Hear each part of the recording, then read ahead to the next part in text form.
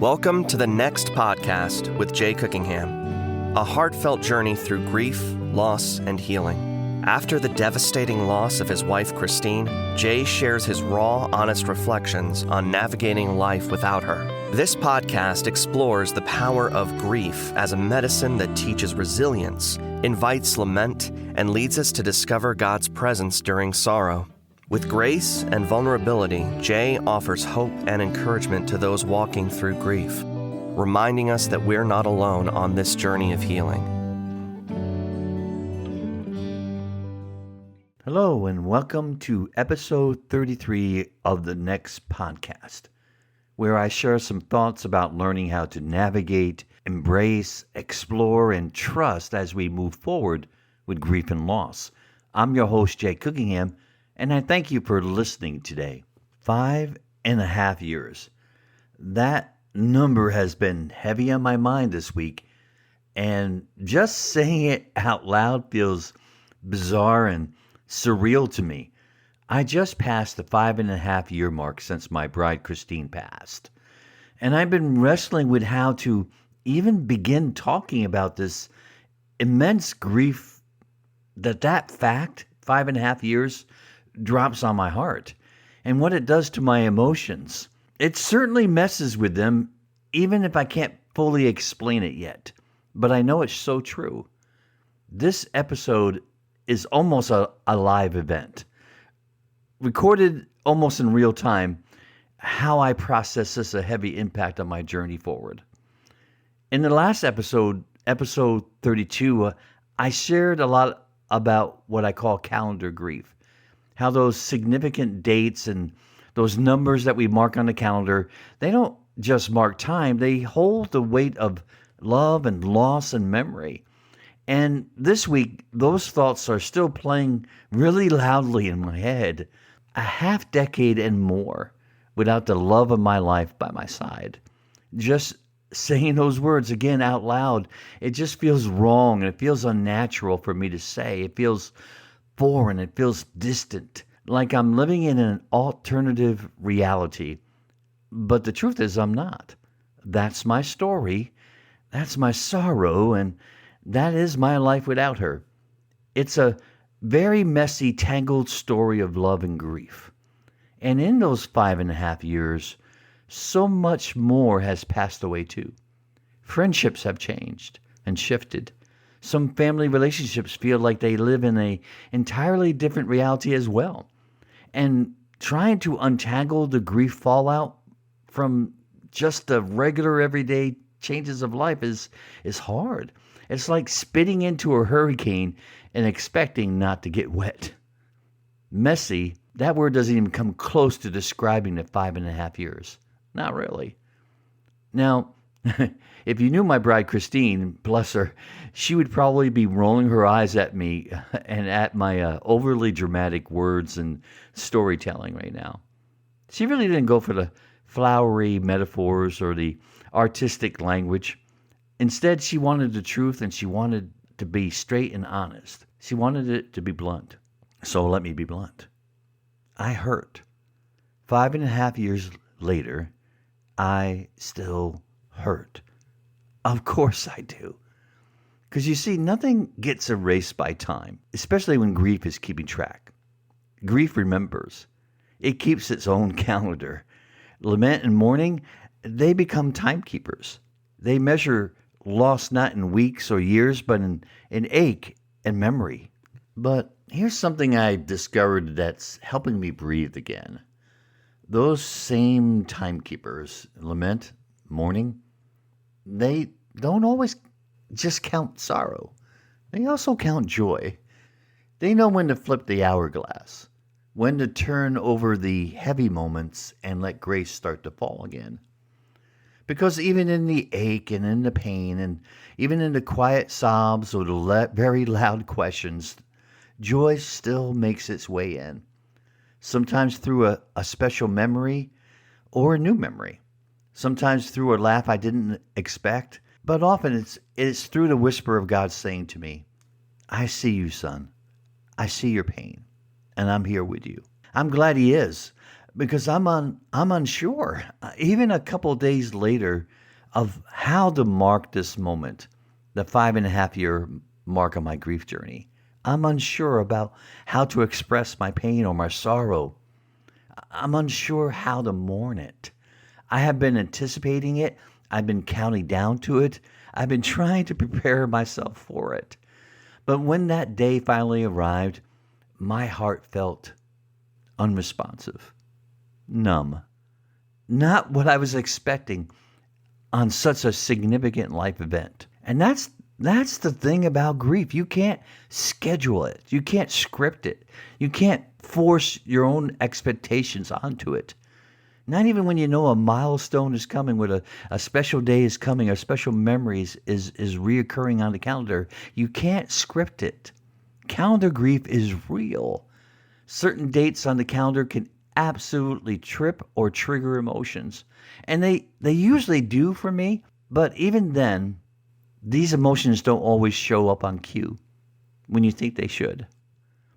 And surprisingly, that particular day didn't crash my emotional state the way that I imagined that it might. The weight was there, but it came with numbness, not devastation. And then I realized that numbness, it came from a deeper realization that my wife is gone and how alone I am. And that reality seemed to suck up all my tears and shout down my emotions. And man, that surprised me. I didn't understand the emotional shutdown that was happening, but I was about to misunderstand less about a particular truth that happens when you lose someone you love. And here it is. There's a kind of finality in grief that is brutally hard to accept. Processing the physical absence of a loved one and knowing they won't return. That hits in waves long after the first goodbye.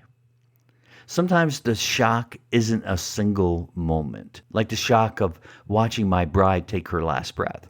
It's not just a one-time event of grief.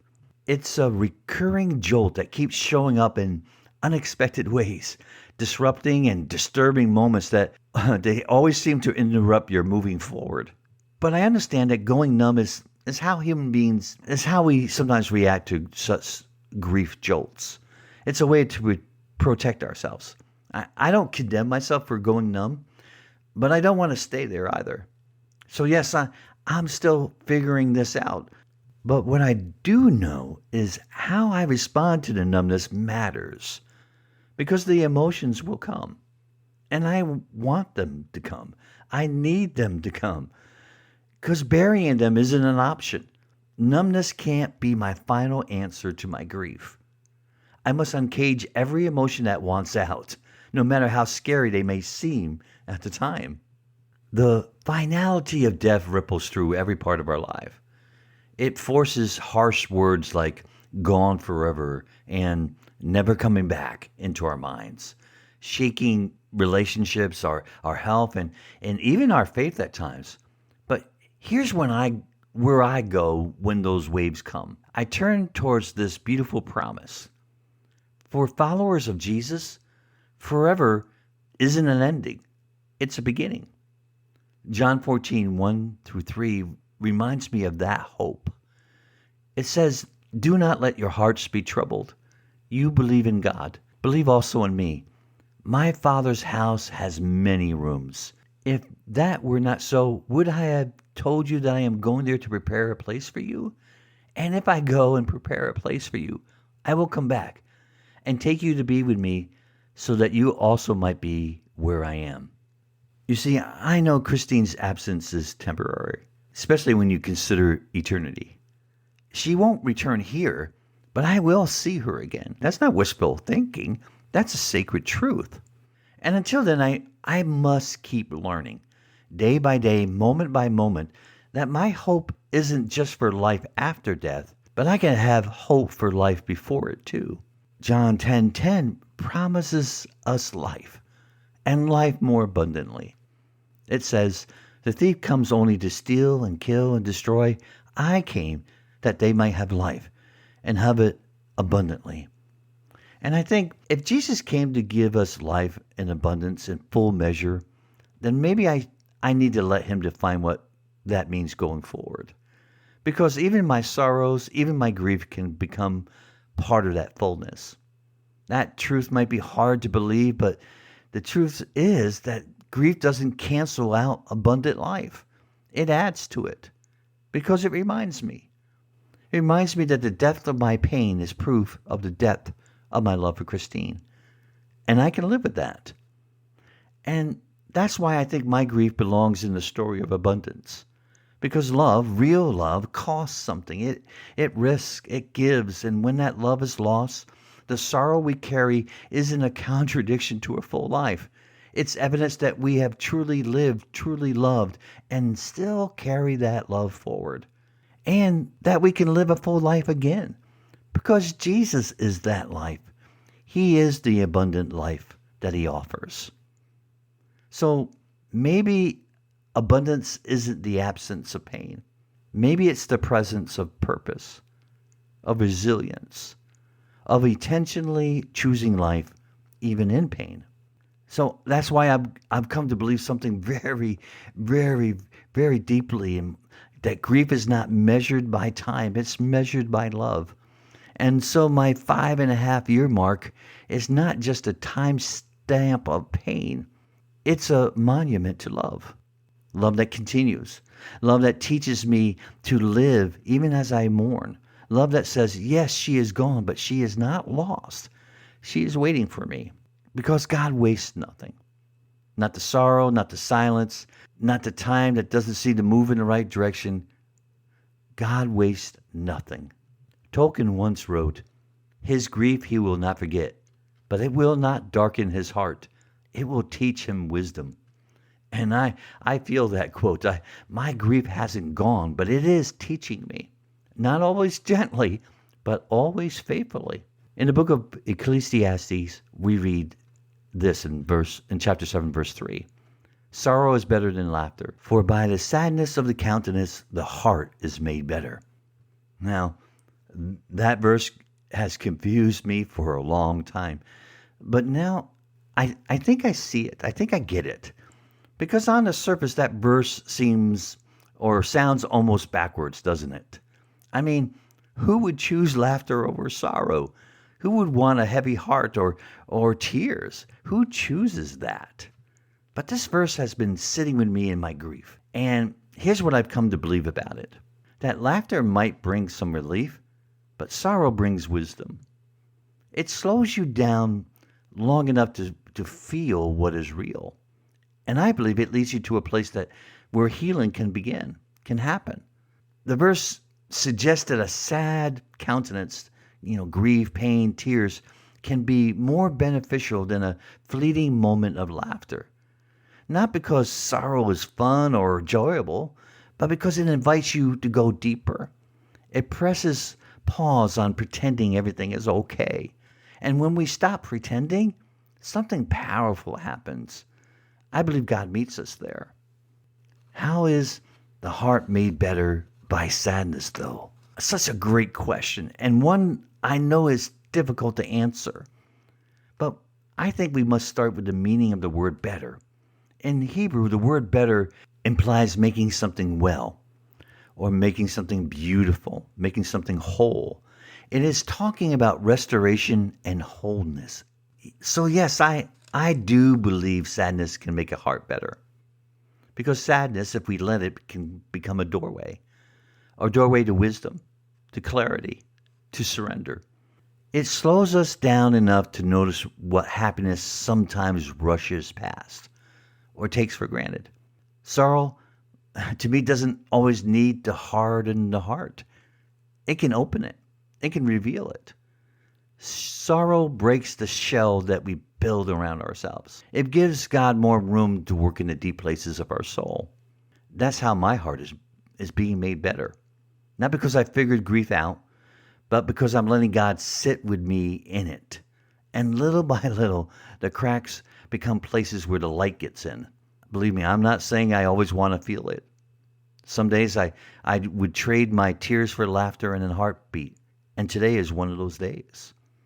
But I trust this, that God uses sorrow to make space for me, to make space for truth to come in, for healing, and yes, even for joy. That's how the heart is made better. Not by avoiding the pain, by letting God lead us through the pain. This shows us that we don't need to be afraid of our sorrow. It's not a punishment or an indictment of our faith. Instead, it can anchor our heart to hope by anchoring it to our need for God. And so I just have a few suggestions that maybe will help you use hope as your anchor. And it may sound a little strange and maybe hard to accept, but I want to share them with you because it has helped me. And the first one is, let your grief deepen your life. Yes, I know that sounds strange. I know it does. But those waves of sadness can make your life richer, not smaller. Think of your deep ache as a beautiful sign of your deep love. When you allow it, even your sorrow can add to the beautiful fullness of your life. Don't fight against it. Embrace and engage with the reality of your grief and grow with it. Think of it as a spiritual pause which grows you closer to God. The second one is, let sorrow soften your heart. Instead of building walls, imagine your sadness as a sacred doorway. It can lead you to new wisdom, clearer understanding, and a softer, more open heart. When you let go, grief can gently break down barriers, creating more room for God to work in those tender, hidden places, letting His light shine in and revealing your heart, revealing the pain, so that you can bring it to Him. The third one is to invite God to sit with you in the hard times. You don't have to walk this path alone or try to figure it all out on your own. It's okay to just let God be with you in your sorrow, in your pain. This step of trust, even on the days when you don't feel like it, is how your heart truly starts to mend and grow. It can only grow with God. The fourth one is to see beyond today with hope. Hold tight to the promise that your loved one's absence isn't forever and that a beautiful reunion awaits. This big hope for life after death can help you find renewed hope and purpose in life before death, too. Trust that God is gently turning your moments of sadness into monuments of grace. And the last one, share your heart and hold on to God's goodness. When you feel ready, sharing your story can be a wonderful gift of connection for others walking a similar path. And through it all, keep holding on to the comforting truth that God is always good, that He uses every part of our journey, even the hard parts, especially the hard parts, to bring us truth, to bring us healing, and yes, even joy, because He holds every single moment in His very loving hands. Believe me, I am not suggesting that any of what I'm saying or what I'm sharing is easy. I know it's not. As I record this, I am struggling to keep my act together, trying to remember the truth of who God is and who I am in Christ. I am trying to listen to my own advice and press into God. And today it's hard. It is very hard for me today. And that's okay. I understand that this is my journey and I can walk with it with God every step of the way. So yes, I still hurt. But I'm also still here. I'm still engaged with life. I'm still growing and moving forward. I still remember my life with my bride. Still letting the math of love keep better time than the math of sorrow. Just like we've talked about on the last episode with those other numbers on the calendar, God continues to reinterpret those markers of sorrow into very beautiful moments of grace. I'm hoping and praying that you can do the same thing. Let God interpret all these numbers for you, all these different dates, all the different memories for you, and let Him bring you grace. Thank you for listening today. If this episode has spoken to your heart, would you do me a favor? Leave a comment, share it with someone who might be at their own grief milestone, whether it's 5 days or 5 years, or struggling with their calendar grief. Please share this with them. And remember, God is good. God is always good, and He always answers out of His goodness. And even when time doesn't seem to make sense, He holds every moment in His hands. Grace to you, my friends. I'll see you next time on the next podcast.